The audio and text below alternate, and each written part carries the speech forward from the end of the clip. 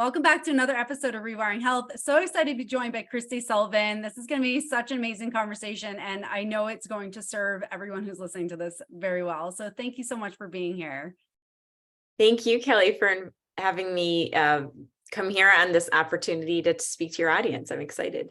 Yeah, absolutely. So what I love, and I know we're going to dive into everything human design because you're like I said, the first person who's talked about this on my podcast. And so I can't wait to hear more about it and for my audience to learn about it. But can you tell me a little bit about your background? What brought you to doing what you do today? And what was that journey? What did it look like?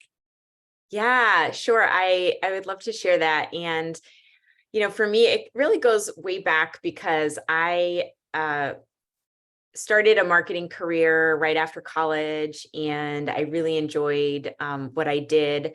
But I also discovered yoga, and I started to teach fitness and get into health and wellness. And like that opened up this idea of this holistic world and eventually into the spiritual world. But I really was drawn to just learning more about myself and about wellness. And so I would learn things along the way, like yoga, and eventually I became a yoga teacher, and I still was in my marketing career.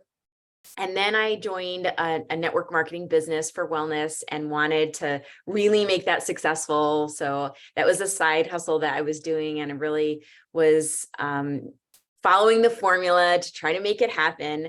And then about 7 years ago now, I had a friend who introduced me in her coaching group to human design. And so we learned that as part of our program. And I was blown away. It was such an amazing tool for me to know myself and really helped me to start to make some shifts in my life. And so eventually I did leave that marketing career 3 years ago. And it led me to teaching human design, what I do now. Oh, I love that. And I find it's just always so fascinating how it's like life has this plan and it's like doors open just when they're meant to open and doors shut when they're meant to close. And it's like you don't know that's happening until you get to the other side and you're like, oh my gosh, that all was happening for a reason. So I love that. That's where it brought you. I don't always get into the detail of it, but I definitely can mention that in one of the books that I'm in, I share a chapter about how self-care became really important for me.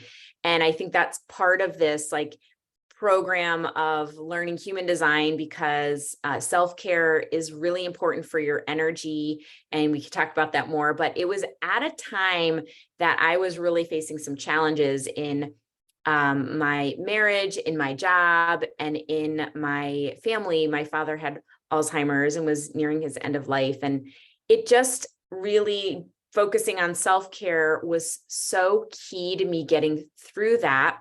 So the doors definitely opened, but I also, like everyone else, had faced some challenges that at the time I thought, it didn't seem like open doors. It seemed like a lot of closed doors or hills and challenges, but roadblocks, but we overcome that. And I think something like human design and self-care are really important, or can be, for people to help them on their journey. Absolutely. And it's so important that you share that the self-care really helped you through that, because oftentimes people will be going through so much and they think, I don't have time for self-care, but it's really that time that needs to be a priority to help you, guide you through. Going back to human design, could you explain what human design is for anyone who's listening, maybe doesn't know what it is or hasn't heard of it? Can you just give an overview of what that is? Sure. So I describe it as your energy blueprint, or it's how you're wired. It is a tool that, think of a personality assessment. It gives you some information about how you operate, your characteristics.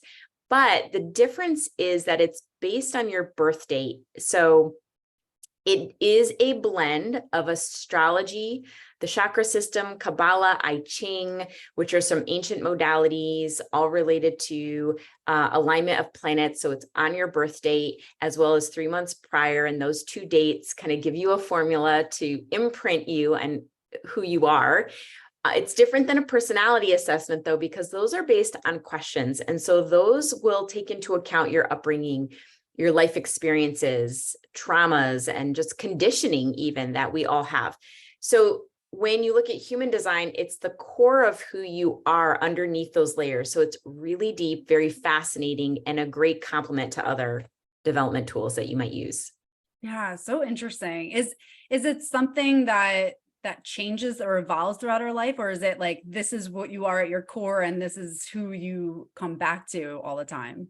Such a good question. It is who you are. It doesn't change. However, we have freedom of choice, and life, takes us on a path. This doesn't dictate like what your life is going to look like. I call it looking under the hood of the car. Like, this is the car that you're driving. You're in this human suit and you're on the journey of life, which may take you down different roads and in different places, but the car that you're driving is the same. And when you look under the hood and see how you're wired, you then can help maintain that car, make sure that it's running kind of in the best way, optimized. So you don't ever really change your car, but you certainly can use the information to either enhance what you naturally do, how you're wired, or also you can help to understand what are we call it the shadow expressions, the ways that some of the things that were the way that we're wired may show up in a way that doesn't serve us, but we can change that by just changing our perspective on it. I like that. And the more we know about ourselves, the more we can move through life. So I'm a huge believer in that. And is there something that we as humans experience that maybe cloud that more and actually understanding who we are at our core? That's another great question. Yes, we call that conditioning. So as we now know, between the ages of 0 and 7, we're impacted by everything around us. We're like a sponge absorbing what people say, noticing what people do, messages, whether we're getting it from TV or from school or other authority figures. And so all of that impacts our, what do I call, programming. And some of it can certainly serve us. And some of it, once you start to really understand who you are, you may start to question. Some of the things you've learned may actually cause self-limiting beliefs, like questioning our worthiness, how we make money, how to be in relationships. And what's interesting at a very evolutionary time where people are starting to want to learn more about themselves, more to help shift mindsets and help them to thrive more and understand what is limiting them. So some of that conditioning, we've learned, we've picked up, and we'll continue to pick that up or enforce sort of what we've learned unless we start to question or at least look into and maybe investigate, like, why do I do things this way? What's really natural for me? And then you can really start to notice what works for you and your specific formula to really thrive in life. Oh yeah. It's just everything you're saying. I'm like, oh, I love that. And it's so important to have that moment of pause to really look inside ourselves. And I feel like in a way, I know the pandemic was awful, but in a way it really was a blessing for many of us because it gave us that pause to be like, am I happy in life? Who am I? What do I want out of life? And it allowed us to kind of have that introspection a little bit more. Are there things, so as far as starting to understand our core and who we are, where do we begin if we're so shrouded by life and just grinding and being that automatic being where we're just going through the motions? How do we start to tap into our core and who we are as a whole and in our soul?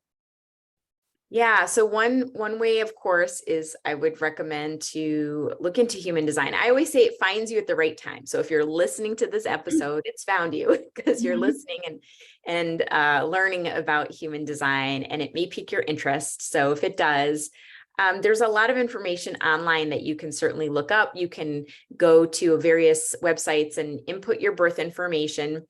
They're free tools. Just so you can then see what your design type is. It's like kind of looking at your astrology sign, and trying to understand that sign, so to speak. And there's a lot of layers to human design, and a lot of complex things. So you can start off with some really basic things. I can talk about that. But I also want to point out that if you're not interested in human design, or if it's sort of, you hear about it and it kind of, you don't get back to it and don't look up your design. One of the key pieces, I think, for understanding yourself is doing self-care and spending time with some of the more inner work, not like self-care, like massages and pedicures, but really like some of the self-care to spend time in nature, to quiet ourselves. We're so busy, so overloaded, and in the routine that sometimes we need to just step aside, even if it's for 3 breaths to start, and start to be more with yourself, because that's how you learn about who you are and start to really not only discover things, but also heal things and move past some of the things that might actually be blocking you.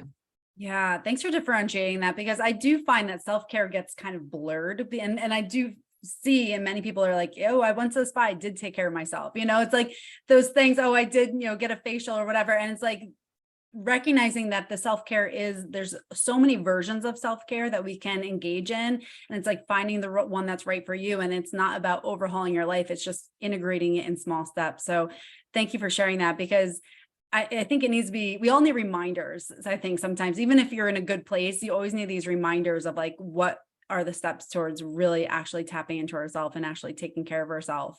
So do you mind just sharing your self-care routine? Because I always love to hear people's versions of their self-care routine. So what do you do on a daily basis that really helps serve you? Yeah, well, for me, it's not always the same every day, and it certainly has evolved and changed. So I said, years ago, I discovered yoga. I'd go to yoga classes, and it was more than just the physical part too. I really had great teachers. I would learn about breath and about mindfulness. And, so then I would discover programs that like meditation, even things like essential oils I learned about, and different things that just I felt lit me up. Really, I found an interest in them. So that's important, to do something that you find interesting. Nowadays, I do things like tapping, which is a great modality for the nervous system. I definitely try to get out in nature, even where I am, where it's when it's winter time. I want to be outdoors if I can, once a day, because there's something about nature that's really healing. I have to say, I love just spending time with my cat.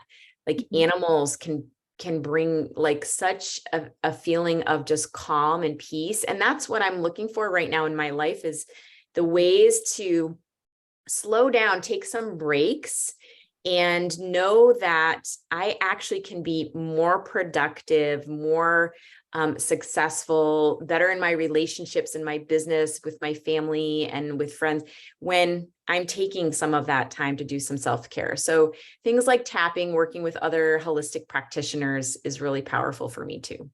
Yeah, I love that. And that transitions perfectly into what I wanted to ask you too, because for perfectionists, high achievers, it's that like control and grinding. I know, me too.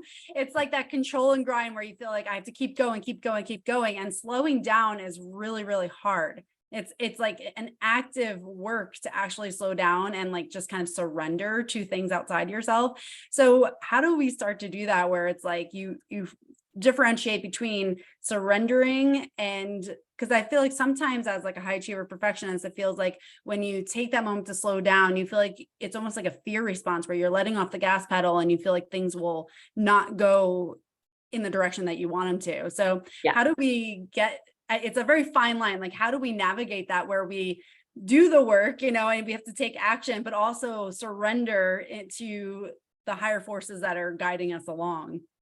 Yeah, for sure. And I can definitely relate. I want to say a few things. First, that to take a look at some of the perfectionism habits we have, and notice, and there's 2 sides of this coin. So notice where some of it may not be serving you, meaning like notice if any of it came from family programming and even ancestral lineage. Like I grew up Eastern European. There's definitely like a work hard factor in my family upbringing. So looking at that, because that's information, it doesn't mean something's wrong with you and you need to fix it. The other side of the coin is sometimes to embrace the modes that we feel sometimes, like the energy flowing in a certain way. Like, for example, perfectionists, they, like you've mentioned when you were saying that, how sometimes there's busyness, sometimes just wanting to, do things. And in human design, majority of what we call energy types are generators who like to be busy and productive. And we might label that, oh, maybe you're a perfectionist, but there may be an energy in you that really loves doing things. And we still need to be healthy and rested, so we have the energy to do it. What happens is, if we're overdoing it, we will lead to things like burnout and overwhelm, frustration, or even just health issues.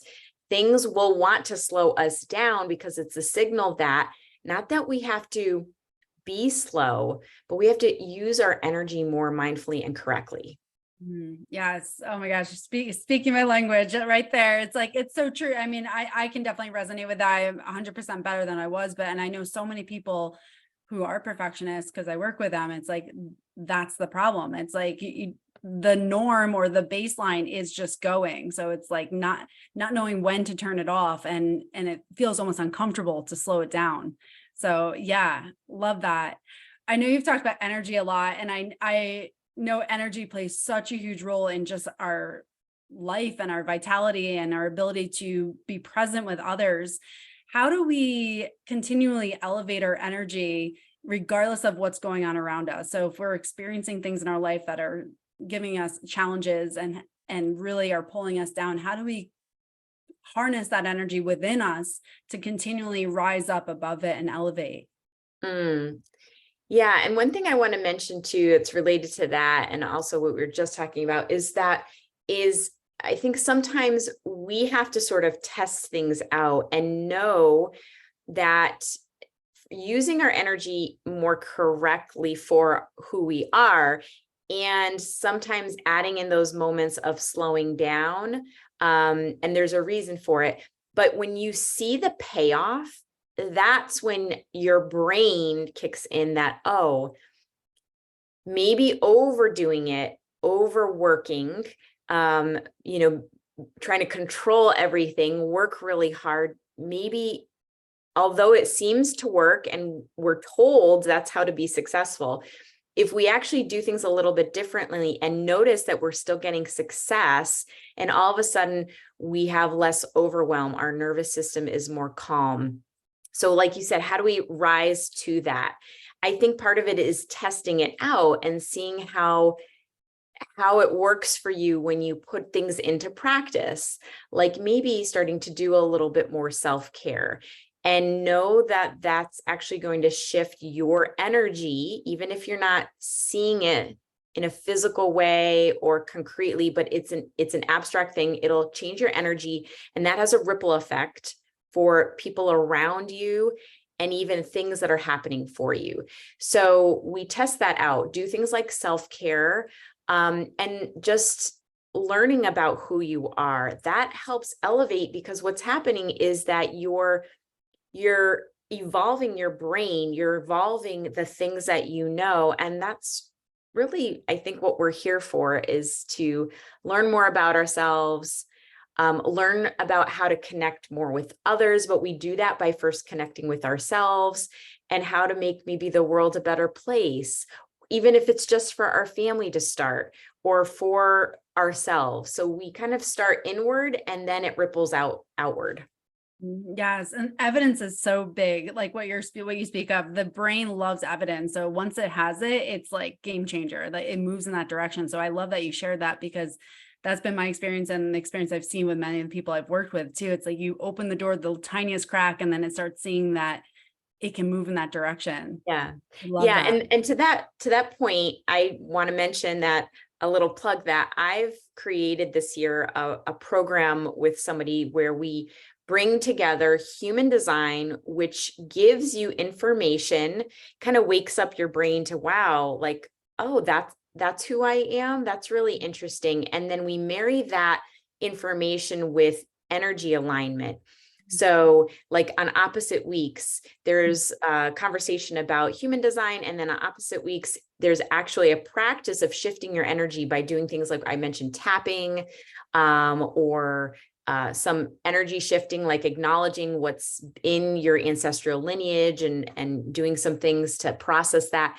So it's pretty powerful because I'm seeing women and in this program shift in like 3 months. It's amazing. Like they just keep telling us, I have this shifting in this, and I'm like, I'm blown away. But what happens is your brain is getting that information, but then you're also doing the energy work. And so the two of those pieces really create, I think, some amazing change in your life. That's amazing. And just talking about like 3 months, you're seeing change. Like that's, in the big scheme, of things, that's such a short period of time. Even one, sometimes the women are like, oh my gosh, this week, you can't believe what happened. Yeah. Do you mind sharing a story of someone you've worked with who's had that transformation? Like where did they start? And then what happened to them as they were transitioning with any? Yeah, I would love to hear that. I'd be happy to. One, early on, like when I was started doing human design readings, just one that's really fascinating is I shared with a woman about her being this generator busy type, but that if we're overdoing too much in our business, that we're missing what's called the opportunities that really are meant for us. It's sort of like law of attraction. You want to put it out there, see what's out there, but you have to do some of that action steps, one of which is like not saying yes to too many things. She saw her first $10,000 month in her business, like a month after we did human design, because she implemented some things that we discussed. So that was an amazing story. I always remember. And one more recently is a woman that we're working with. She has suddenly decided she's going to shift her career to an end of life doula, completely like different. And it's like something, so she's so passionate about, she didn't even realize, but some things started to shift for her and she's in a marketing position. And suddenly these opportunities happen and she's like, this is what I want to be doing. And now the doors are opening for her very like quickly. It's amazing. And you can just see the transformation even in sort of her appearance too, I have to add, but she's shifting careers. So that's amazing too. That is amazing. Thank you for sharing those. Because it's like, that's what inspires hope. I feel like when you hear people who have gone through that and they've had the transformation, it's like, oh my gosh, like that could happen to me too, So it's like, I love to hear stories of transformation because that's what it's about. It's about, moving people forward. And that happened for me too, because I was in a marketing career, trying to build businesses on the side, looking to kind of say, how do I go more into health and wellness? And what happened was I had a door suddenly close and another open. And in 2020, which happened to be the timing for all of this serendipitous with COVID, I had this like blank slate. And I was like, well, what do I want to do now? And I just started to follow some breadcrumbs. I didn't force things. I didn't push it. I responded to things that really felt like it was in alignment for me, what felt good for me. And I eventually started to be writing in books. I started speaking. Someone invited me to share about human design. Women wanted readings. So it was slowly, everything led me to where I am now. And so I had this amazing, not only career shift, but it slowly, everything in my life just started to shift. And not that there aren't still like stress sometimes and challenges, but it's just, I'm in a different place. And I feel like human design really helped me with that. Yeah. Oh my gosh, that's amazing. And it's like, I love to hear those again, like that, those stories are just everything. And one thing I wanted to ask you, like to dive further into with that is that one thing I find that many people struggle with is that overthinking and not knowing like how to decide when to say no and when to say yes. Like you get in your head, you're like, okay, is that a no or a yes? Like, how do you start to tune into yourself and like know in your heart that it's right rather than being like, oh, I should do this. I should do this. Well, I first have to say, like, we did not script this out, all these questions, like we're just rolling No. with it. And you're asking like perfect questions. Oh, I love thank this. you. And I So want to bring up that I did run your human design chart, Kelly. So this will be maybe a good place I can give an yeah. example. So a lot of people out there I mentioned are this energy type called the generator. And a lot of those, so this may be you listening, we have something called a sacral authority. So let me explain. First, we're taught and conditioned that use the mind to make decisions. And as you're saying, like sometimes that mind gets in the way. It's got self-limiting beliefs or, blocks and the conversation of the ego. And so what I want people to realize is that our bodies actually have amazing wisdom. And if you look at it as an energy system, and know that in human design, there's an actual like method and process for each person individually to create, to tap into the decision making in below the head, below this thinking, because this is a great place, the head, for taking in information and maybe analyzing things, but decision making is even more powerful if it comes from within. And for many people, it comes from a place called the sacral. And so this is true for your design. So let me share what that sacral is. And a lot of times people describe it as a gut feeling. But it also is a response, and it literally is within the body. And imagine when you ask a child who's really young, like, do you want a hot dog for lunch? And they're like, uh-huh. And you're like, okay, can you eat your broccoli too? And they're like, uh-uh. And they're not thinking as much as responding with their body because they really like hot dogs and broccoli is we make them eat the broccoli anyway. But when you're an adult, tuning in to those responses, because you may know, well, yeah, I want some broccoli. My body needs that. It's like, there's something about it. I just want broccoli. But think of it for big decisions and ask yourself yes, no questions and start to see if you can tune back in to that response, that feeling that comes up. And if it reaches the throat, it'll come out as either uh-huh or uh-uh. Yes and no is usually what the mind takes over, because we tell those kids, use your words, don't make those noises. But it's really the gut reaction is almost like this energy coming up. And does that resonate for you? Yeah, it's so interesting. And so if it's a decision that's probably not the best thing to do, is there a feeling that you get with that too? Well, the mind will take over. Okay.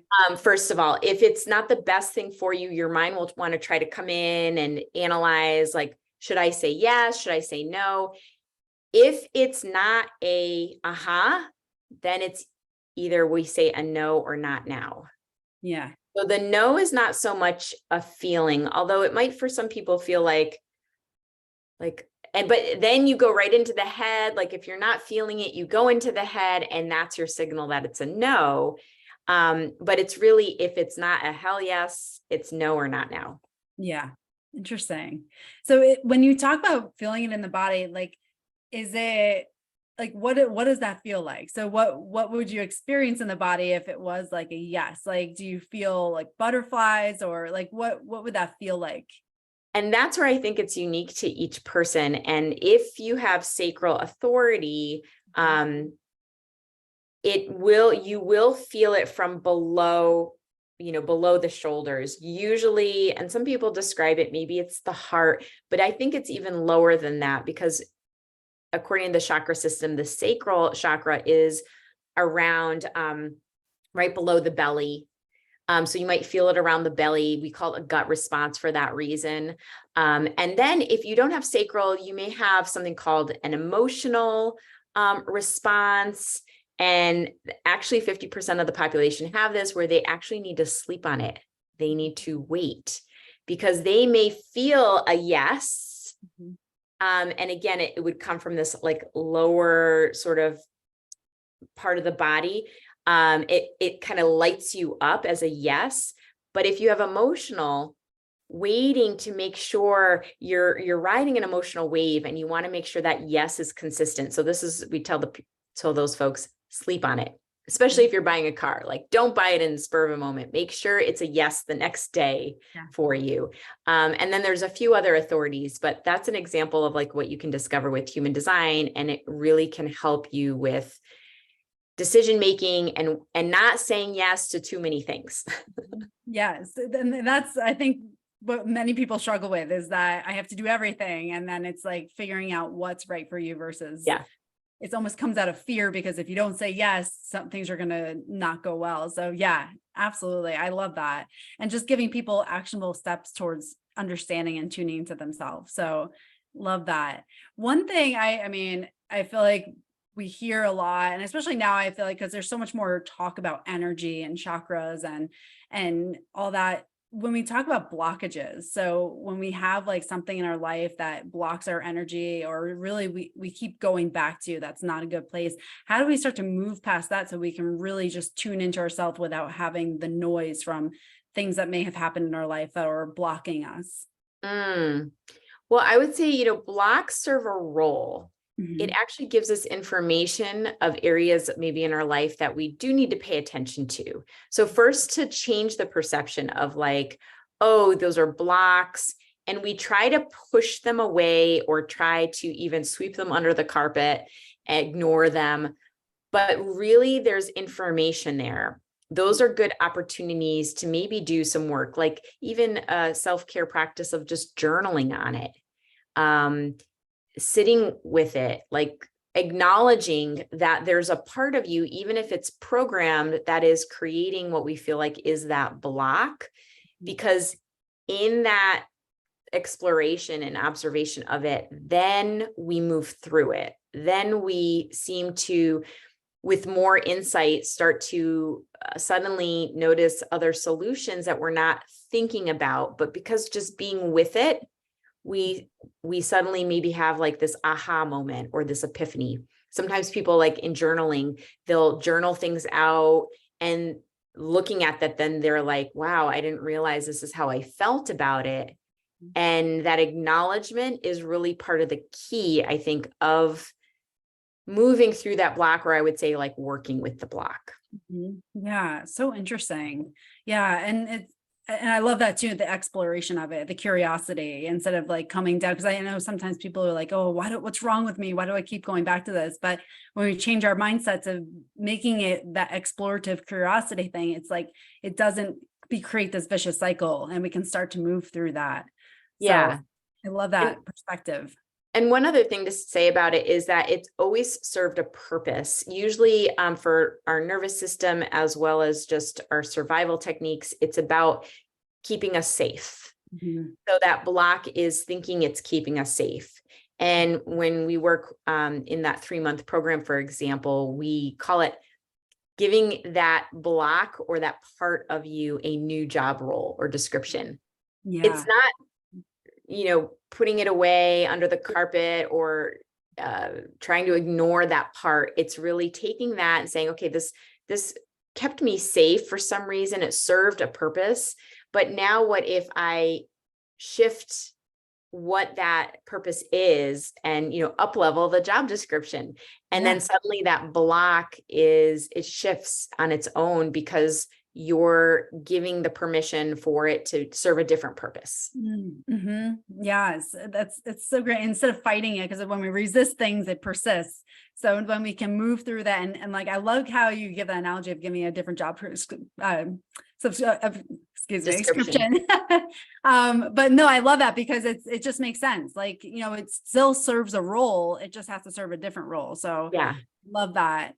I want to go back to, because I know you're talking about the generator part.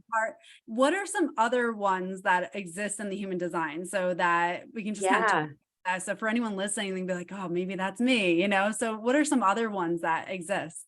Yeah. And when we talk about energy type, usually that's where you start, but that's just the first layer. So it's, again, looking at sort of like your zodiac sign, but knowing that, not all Libras are the same. And I have done hundreds of readings, and no two people except for twins were the same. I've never seen two blueprints or designs exactly the same. But when you start off looking at one of these 5 categories that you're in, 2 of them I mentioned are generator and manifesting generator, which is you. And just a quick description, that makes up 70% of the population. Manifesting generators are a bit faster than generator types, but we both like to be busy, productive, feel accomplished and satisfied when we have projects to do and when we're doing the right kind of work, which is really important. Yeah. And that's all related to sacral energy, and that's about life force energy. So we need the right kind of work. The other 30% are what we call non-sacral beings, and the 3 types are projector, manifestor, and reflector.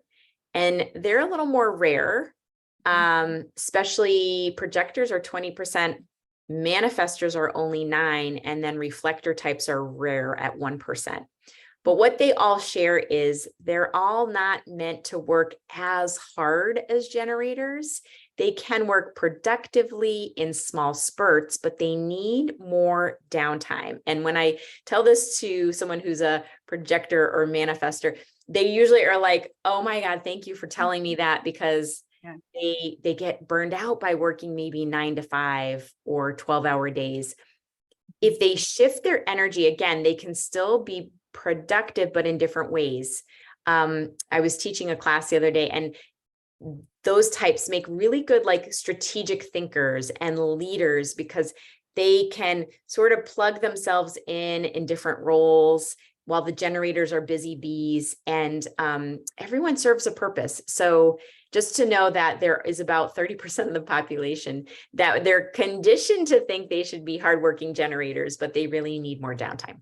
Yeah, so interesting. And it's so interesting to hear different things, because it's like when we kind of categorize, sometimes it helps us make more sense for what we've experienced. And it's so true. The world conditions us to all basically be the same. Like, just, you have to work hard. And working hard is good, but it's more about almost like we're all conditioned to serve someone else's dream, it feels like, versus like stepping into our own. And the trick for the generator is when you're really doing the right kind of work, it doesn't feel like work. It feels like almost like a hobby. It almost feels like it's just, I could do this, I don't want to say for free, and then what's interesting is usually abundance and wealth and income actually follows you more and shows up when you're doing the right kind of work that you love, because, if you're doing it for a paycheck and burned out, you will burn out. You will actually eventually reach a point where it will be a time that you have to change what you're doing. Yeah, I can totally attest to that, because I that was me. I worked for a corporation and it was burning me out. And I'm like, I'm a hard worker, but this is destroying my soul. It felt like, like, so yeah, and I can definitely say that, once I pursued my dreams, it was totally different feeling. So yeah, I love that. Is there anything else in human design that would be important to know for someone who's maybe considering looking into it and is really curious about it after listening to this? Well, I just want to share that there's a lot again to it. So you can find a lot online, and I'll give you some tips in a moment, but just to know that I always recommend talking to somebody who's a human design practitioner, because it can really help with understanding this chart that you'll see, and even just to understand some of the basic things that really can be helpful. So I have some tips. I call it following flow, FLOW. The F stands for find your design, and start with your type, your energy type, the strategy for that type, which is how to work with that energy, and that decision making, or we call it authority. Those 3 pieces are really key. The L stands for love yourself, or your self-care, because you understand this design that you are, but your self-care is what helps align your energy and keep optimize, your health, your wealth. So self-care, again, really important. The O is overcome conditioning. And that might be working with someone like a practitioner, or doing some of more that inner self-care that really is about like shifting some of the blocks, shifting some of the self-limiting beliefs, some of the programming. And then the W is working with your design, like experimenting on a daily basis, because we don't want to just shelve that information. It's more useful and successful if you know how to use it every day. And the W, I also add in waiting, because slowing down and waiting sometimes before we say yes, before we take on things, before we move through the day too fast, will also help your energy. So that's my flow tips. Yeah, I love that. Thank you for sharing. And is that also within your book? Do you mind just talking about your book a little bit? Yeah, I'd love to. Yeah, I Yeah. have several that I've been in, Mhm. and the one I produced about human design is called Stop Overworking, Start Overflowing. You can find that on Amazon, but that book and the others that I've been in are collaborative books. So I brought together 25 different human design practitioners. Each wrote a chapter in this book. So it's not just my writing. And what's great, it's like chicken soup for the soul. You just open it up and can look at any chapter and read a story and get some tips. So it's a great tool for that. I love that. And I'll share that in the show notes too, for anyone who's interested in buying it. Definitely check that out. So I love that. And for anyone who wants to connect with you and get a reading, how can they find you? Yeah, thanks. I have a website, KristiHSullivan.com, but I'd love if you can join my Facebook community called Kristi's Human Design and Self-Care Community. I'm also on Instagram as Kristi H. Sullivan. And yeah, reach out. I would love to connect. Yeah, great. And I'll put that in the show notes too, for anyone who's listening and wants to connect with Yeah. Kristi. And I just want to thank you so much for being on today and sharing this. It's going to help so many people. And it's just another way to look at life and ourselves. So I just love it. Well, thank you so much for having me, Kelly. Yes, absolutely. And again, for anyone who's listening, please subscribe to the channel, follow Kristi, and definitely connect with her. And thank you again for being part of this community.